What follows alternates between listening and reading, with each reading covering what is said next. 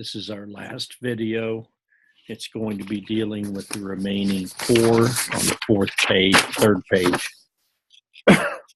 These types of programs are called, one of them is called Transitional Bilingual Education Early Exit and Developmental Bilingual Late Exit. These are two types of bilingual programs. I have not seen these in action. I'm going to mainly speak about the dual language program we have at Lexington, which is one I'm very familiar with. Anytime we talk about dual language, that means the school is going to be teaching in two different languages. There's a school in Denver that has kind of a double dual. It has one side is Spanish-English, and subjects are taught in both languages. On the other side, both languages, English and Chinese, which is very unique. I have two students that are teaching on the Spanish side at that school. So they produce a student group that speak Chinese and English, or Chinese or Spanish and English.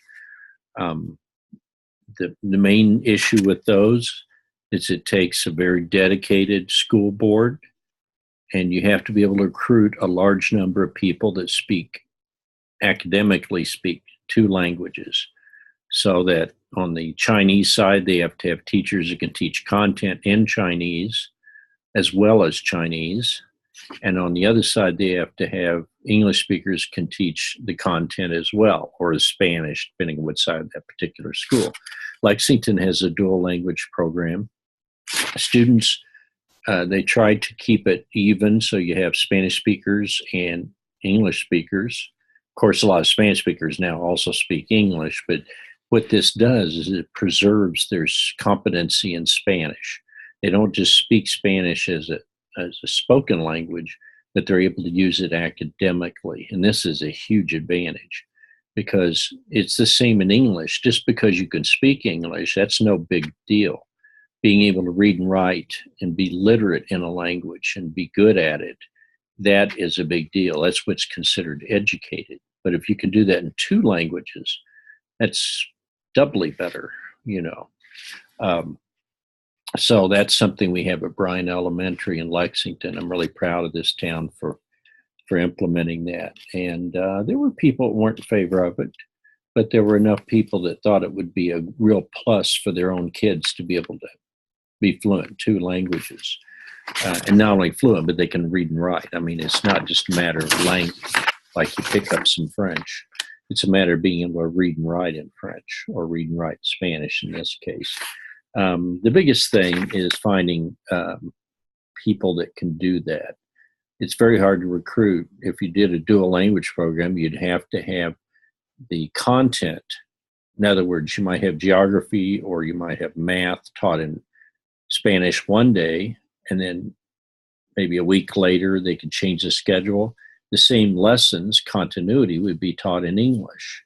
There are different ways people do this. Sometimes they teach certain subjects in Spanish and certain subjects. I think Lexington mixes it up so you work in both languages in the same semester. But that's just how they might do it here. It could be changed to other places. So these are very esoteric, they're very rare. Very tiny percentage of people in the country have this opportunity. I think Lexington and maybe someplace in Omaha have dual language programs.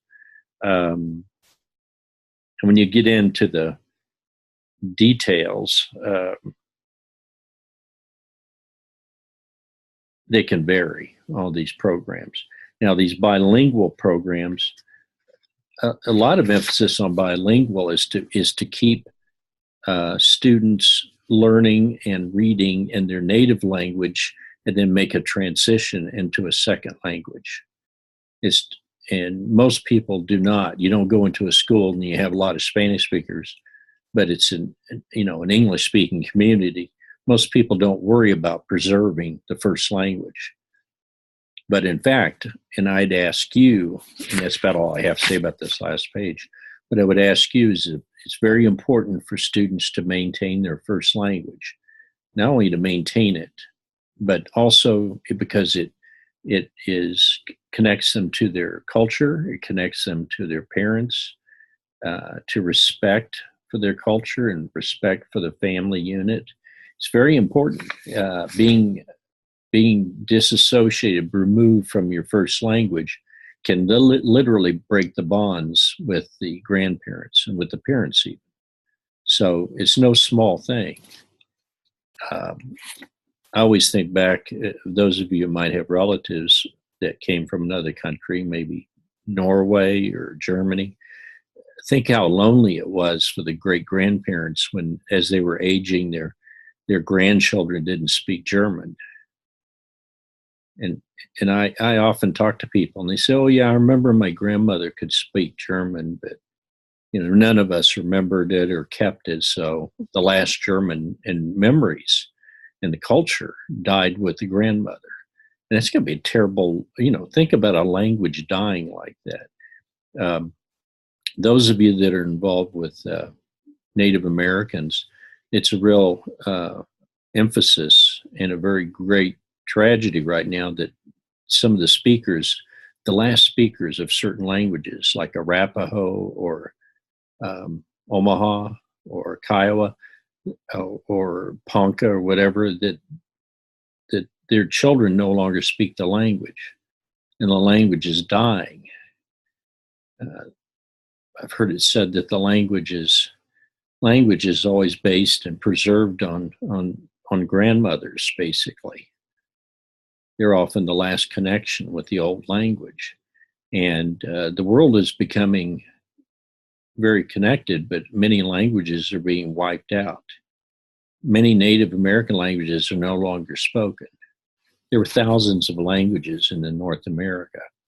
And sometimes language preservation to me is a huge issue, just like you don't want the extinction of of animals, that they forever go extinct. You don't want a language to disappear. With the language is a whole world that language was connected to.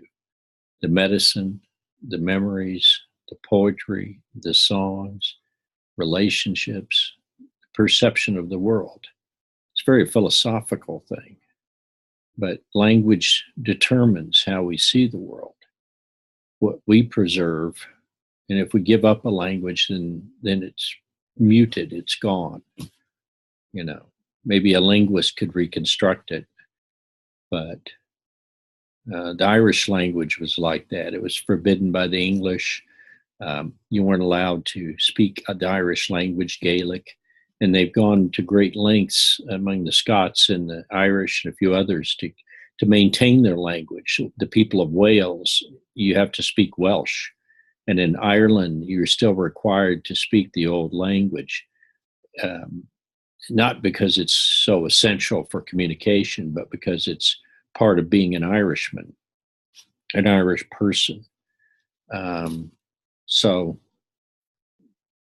that's why people get scared and they think, "Oh, English is going to be wiped out. Nobody's ever going to speak English again." Well, that's not even close. English is so incredibly rich. But I want to emphasize that you could lose it. And if you were really going to lose it, it would be a tragedy. But we're not in danger of that, despite some fears. We're all going to be speaking some other language. That's not the deal. Okay, well, that's all I got to say about this. If you have more questions about these programs, please let me know.